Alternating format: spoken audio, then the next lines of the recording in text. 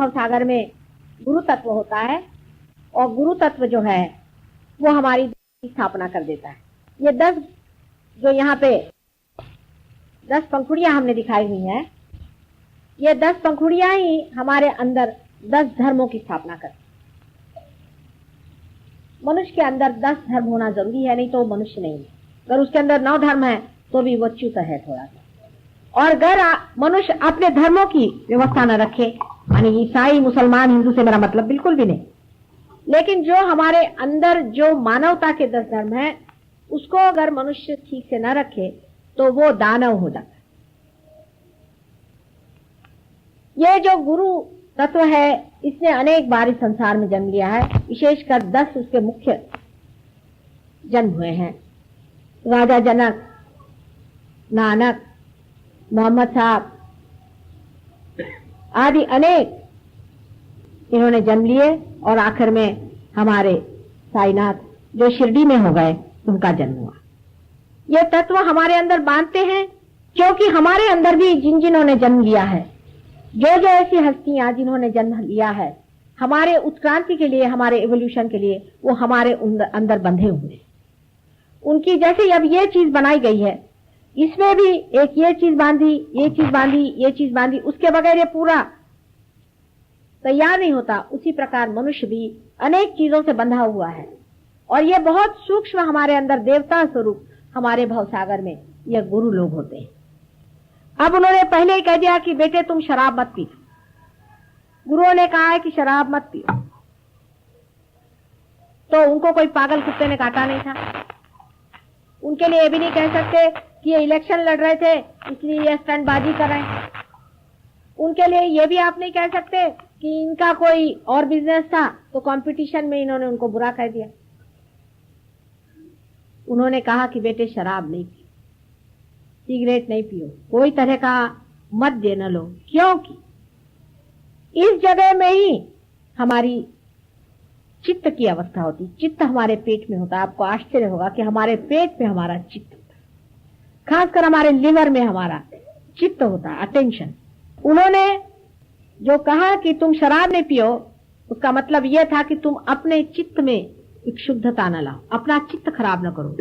आप जानते हैं कि शराब पीने से मनुष्य की चेतना डूब जाती, तो लोगों ने उसका दूसरा हिसाब निकाल लिया कि पेट का धर्म रखने का है ना, तो खान पान का विचार करो, लहसुन मत खाओ, प्याज मत खाओ, फलाना मत खाओ, ढिकाना मत खाओ। क्योंकि लहसुन प्याज तो खाते थे मोहम्मद साहब, और नानक भी खाते थे, गोश्त वगैरह सब कुछ। तो इन सबको ठिकाने लगाने के लिए एक नई व्यवस्था निकाल लो, ये खत्म हो। मतलब यह है कि खान पीन में ज्यादा चित्त किसी भी तरह से लगाना गलत। चित्त को वेस्ट ही नहीं करना चाहिए। सुबह क्या खाएंगे जी, शाम को क्या खाएंगे जी, अभी क्या खाइएगा जी, कल क्या खाइएगा जी। मैं तो पेरिस गई तो मैं तो हैरान हो गई पेरिस के लोगों को। मैंने सोचा इनके जैसे खौबीर दुनिया में नहीं होंगे साहब। वो लंच पे अगर बुलाते हैं तो 1 घंटा पहले वहां छानबीन यही होती है कि आप क्या खाइएगा। वो मेनू लाते हैं, फिर उसको रगड़ते हैं, फिर इसको देखते हैं, फिर वो कहते हैं अच्छा मैं ये, फिर उसमें ये, फिर उसमें वो। अरे सबका जायका एक ही मुंह में, मेरे तो मुंह में एक ही, चाहे मेरे स्वाद हो। इतनी मेहनत कराएंगे 1 घंटा भर, और उस घंटे के बाद उससे तब तक शराब पीते रहेंगे। उसके बाद क्या अच्छा लगता है भगवान जाने इनको। फिर उसकी इतनी बारीकी निकाल निकाल के बताएंगे कि मेरे लिए ये ला, मेरे लिए वो ला। अब उसी लिए वो जो बेचारे वहां के बेरस होते हैं वो बड़े एक्सपर्ट्स माने जाते हैं, क्योंकि वो हर एक चीज जैसा आदमी कहता वैसा दे। अब उसी वक्त वो बनना चाहिए, और ये होना चाहिए, और वो होना चाहिए, और जायका देखे तो किसी काम का पता नहीं क्या करते रहते। 1 घंटा मनुष्य ने वहां बर्बाद कर दिया। इसमें ऐसा खाएंगे कि वैसा खाएंगे, आज मेरा मन ये खाने को है, कल मेरा वो खाने को है, परसों मेरा ये खाने को। फिर हमारे यहाँ लोग हैं उपवास की बीमारी लगी, ये अच्छा एक और बना दिया कि उपास करो। उपास करना है तो पहले से विचार हो रहा कि भाई कल उपास है तो क्या खाना चाहिए उपास के लिए। इसमें तो सिर्फ सिंघाड़े का आटा चलता है, तो सिंघाड़े का आटा चलो, खारी बावली चलो वहां से लाए, कहाँ मिले, और नहीं मिलेगा तो उपास कैसे होगा। चलो यही चला। फिर फलाने को फोन किया, उससे कहा कि भाई उस जगह में जो दिखाई गया दिया था मैं ले आता हूं। फिर वो गए लाने। इसी तरह से इसकी हवा चल पड़ी। आज तो उपास है, शुक्रवार को कहने लगे काहे का संतोषी माँ का यहाँ सब लोग उपवास करते हैं। अरे उस दिन तो कभी भी नहीं करना चाहिए। जिस दिन उनका जन्म हुआ संसार में उसी दिन उपवास करने को किसने बताया? अब ये ब्राह्मणों के भी चक्कर मैं कहां तक बताऊं, यहाँ बैठे हैं दो चार मेरा सर फोड़ देंगे।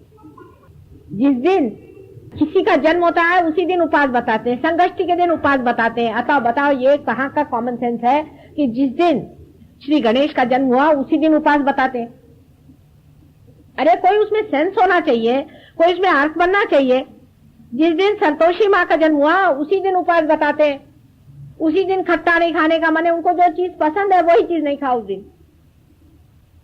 ये उनको प्रसन्न करना है कि ये तो पक्का जो नेगेटिव तांत्रिक है वो ऐसे ही करता कि जिस चीज से माँ अप्रसन्न हो वो ही करो। पहली बात दीदी बताए, हमें तो भाई कोई भी उपवास बच्चे ने किया हो अच्छा नहीं, कोई भी उपवास करने की जरूरत नहीं। ऐसी कौन सी आफत आई है उपवास करने के लिए? हाँ ठीक है आज ये मन नहीं तो चलो आज फल खा लिया हो गया, पर उपवास करने की किसी को जरूरत नहीं सहयोग में। मुझे क्या यहाँ पर टीबी पेशेंट घुमाने के हैं क्या? एक एक वो क्राइस्ट का चित्र बनाते हैं कि एक टीबी पेशेंट जैसा तो खड़ा हुआ है, उसकी टांगे और हाथ पैर ऐसे है कि जैसे हड्डियां लटक रही। अरे क्या क्राइस्ट की ऐसी शक्ल हो सकती है? खुद भी तो सोचो, खुद दिमाग लगाओ कि क्या क्राइस्ट जैसे इतने पहुंचे हैं ब्रह्म स्वरूप की ऐसी शक्ल हो सकती है क्या? वो तो एकदम चमकता हुआ फूल जैसे काफी रोबीला आदमी था, आप जैसे 10 को पछाड़ के उधर गिरा दे। अब ये दुष्ट फ्रेंच आर्टिस्ट जो खुद ही ऐसे ही औरतों जैसे चलते हैं, उन्होंने क्राइस्ट की ये शक्ल बना के रख दी, तो अब क्या करें? कम से कम अपने देश में रामचंद्र जी ऐसे कोई नहीं बनाएंगे।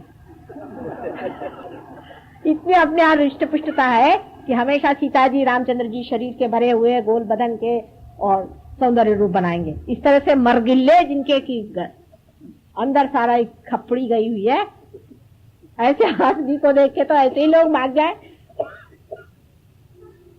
ऐसे लोग किसका कल्याण कर सकते हैं, उद्धार कर सकते हैं? तो ये उपासड़े बना करने की कोई जरूरत नहीं। वो तो सत्याग्रह गांधी जी ने किया तो कर दिया सबके लिए। आप लोग कोई भी उपास करने की जरूरत नहीं, इससे मां प्रसन्न नहीं होता। इसका मतलब यह नहीं कि खाते ही रहो। आदमी एक्सट्रीम पे जाता है ना कि माँ ने कह दिया खाने के लिए, दूसरे दिन देखा ये पेट लेके चले आ रहे, माँ मेरे पेट का इलाज करो।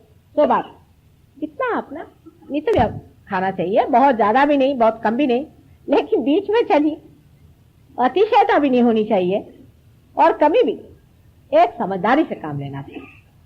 साधारण तौर पे कहना चाहिए कि ज्यादा खाने में आदमी का विचार नहीं रहना चाहिए, खाने से कमी रखनी चाहिए, क्योंकि धर्म के हिसाब में बैठता है कि खाना जो है गृह लक्ष्मी का बनाया हुआ वाइब्रेटेड अच्छा खाना, जिसको कि कहना चाहिए कि जो धार्मिक खाना है उसे खाना चाहिए। इसका मतलब यह नहीं कि वेजिटेरियन नॉन वेजिटेरियन की बात मैं करें, बिल्कुल भी नहीं।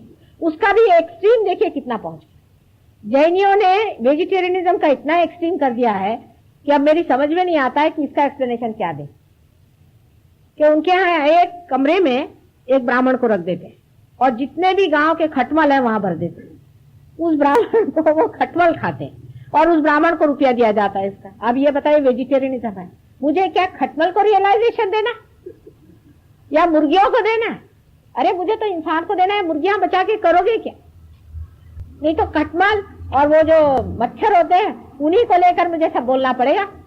ऐसी दया करने की जरूरत नहीं है। साधारण तौर से जो कुछ आपका आहार व्यवहार है वो करो। लेकिन कभी कभी इस चीज से और भी डेंजरस बातें हो जाती, जैसे कि मैं आपसे बताऊं, डेनमार्क में एक लामा साहब पहुंचे, लामा नाम लामा, और उन्होंने कहा कि साहब हम तो सिर्फ मार्बल ही के फर्श पे चलते। वो चारे डेनमार्क के बच्चों ने पैसा इकट्ठा करके उनके लिए मार्बल के फर्श बनाया। बताइए डेनमार्क में मार्बल में मारे गए वो। उसके बाद लामा जी पहुंचे वहां अपने शर्म उड़ा के, उन्होंने कहा कि साहब हम तो वेजिटेरियन है, आपको सबको वेजिटेरियन होना पड़ेगा। अब डेनमार्क में इतनी वेजिटेबल्स नहीं मिलती, आलू के सिवा खास मिलती नहीं बेचारों। अब जबरदस्ती का राम राम उनका, चलो भाई वेजिटेरियन खाएंगे। सब दुबले पतले हड्डियां सबकी निकल आई, ये धसड़ गए। और लामा जी अपने खाते खूब है। और मैंने कहा भाई तुम्हें सेक्स वेक्स के मामले में क्या बताया लामा जी ने? नहीं लामा जी ये कह रहे थे, ठीक नहीं थे, लामा जी ये कह रहे थे कि ये तो तुम्हारी संस्कृति की बात है, तो जो करना है करो।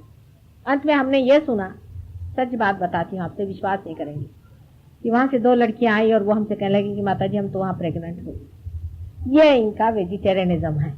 और वो जितने भी लोग हैं उसको पछाड़ दिए, क्योंकि जो आदमी नॉर्मली जो खाना खाता है उससे आप हटा दीजिए तो कमजोर हो जाता है, फिर उसके अंदर भूत भरना बहुत आसान। आप किसी को कमजोर कर दीजिए, उसको फिर भूत भरी।